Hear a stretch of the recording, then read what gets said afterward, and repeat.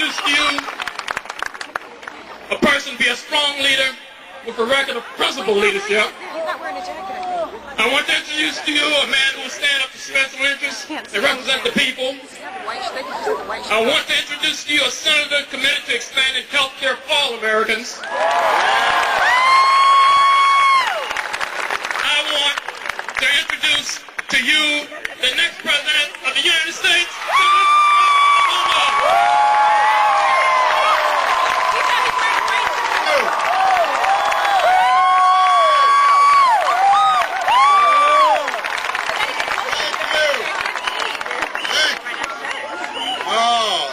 to be back in Durham. It is good to be back in Durham. I wanna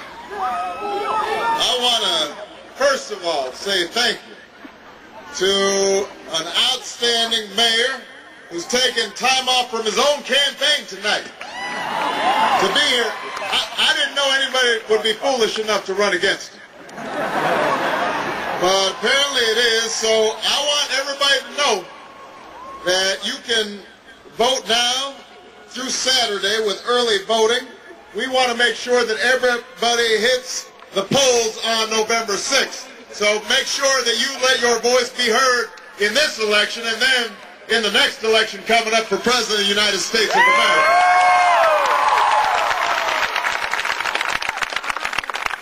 A couple other people I want to acknowledge. I want to acknowledge Dan Blue, the former Speaker of the House. I want to acknowledge Representative Mickey Michaud. I want to acknowledge the outstanding Chancellor of this outstanding school, Charlie Nelms. Give it up for Chancellor Nelms. I want to say thank you to a couple of young people. Kean Brown, who's with Students for Obama State Director. And Andrew Bates, Students for Obama right here at NC Central. Give it up for Andrew. I want to thank the outstanding marching band. Thank you. Thank you. And finally, I want to, on a serious note, I want to note the passing of Sheriff John Baker, who was a NC Central alum, was a trailblazer and a great public servant. And so our thoughts go out to his family. Prayers go with him. I am thrilled to be back in Durham. I am thrilled to see this unbelievable crowd. Mayor, we've been seeing crowds like this as we travel all across the country. I love you back.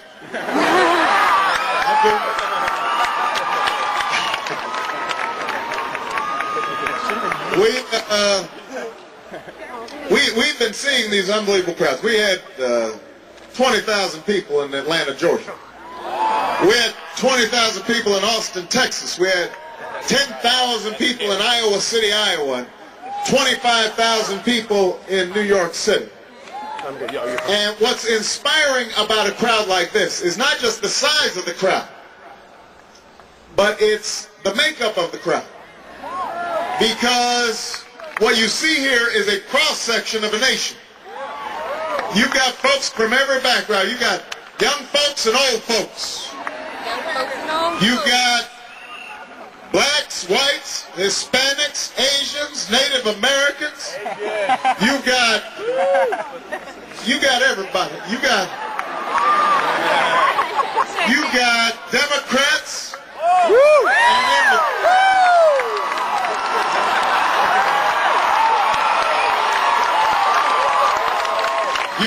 You got independents. And yes, you even have some Republicans. Listen, I know this. I know this because when I shake hands afterwards, folks will whisper to me. They say, Barack, I'm a Republican, but I support you. And I say, thank you. And why are we whispering?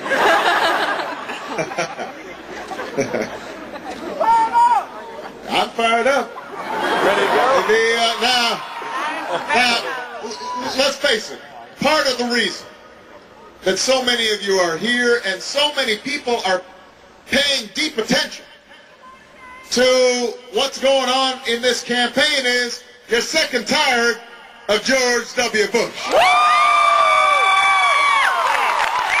Tired of Bush. You're tired of it. Brother's nodding. He's like, yeah. Sick and tired. Sick and tired. Tired. We're tired. Tired of an administration that treats our Constitution as a nuisance to be avoided instead of the foundation of our liberty and our democracy. Tired of an administration whose economic policies seem to always favor the wealthy and the powerful. So CEOs are making more in 10 minutes than ordinary folks are making an entire year. Tax breaks for folks who didn't need them while ordinary folks are struggling to fill up the gas tank or save for their child's college education or save for their own retirement.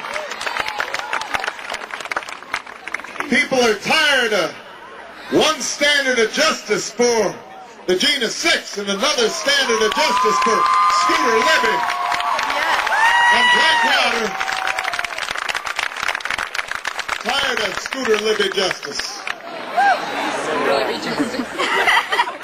Tired of the scene that plays in our minds again and again of our fellow citizens standing on rooftops after a storm, without water, without food, because an administration was too incompetent or too indifferent to execute a rescue. People are tired of the lack of progress on critical issues like health care and education and energy. And most of all, people are sick and tired of a war that should have never been authorized and should have never been waged, a war that's cost us $500 billion so far, a war that's cost us thousands of lives, a war that has not made us more safe, but has fundamentally diminished our standing in the world. So that's part of the reason you're here, is you just want an end to this long nightmare that we've had over the last 7 years. You want to change. But that's not the only reason you're here. Listen now. It's not the only reason you're here, because George Bush isn't going to be on the ballot in 2009. Hallelujah. Thank God. And most of you here, you don't want to just be against something. You also want to be for something. You also want to feel that it's still possible in this great nation we call America for everybody to rally together around a common purpose, to rally together around a common destiny, to not consider ourselves just as separate and apart as members of a partisan, petty, trivialized politics. You want to feel like we can still dream big dreams and do big things.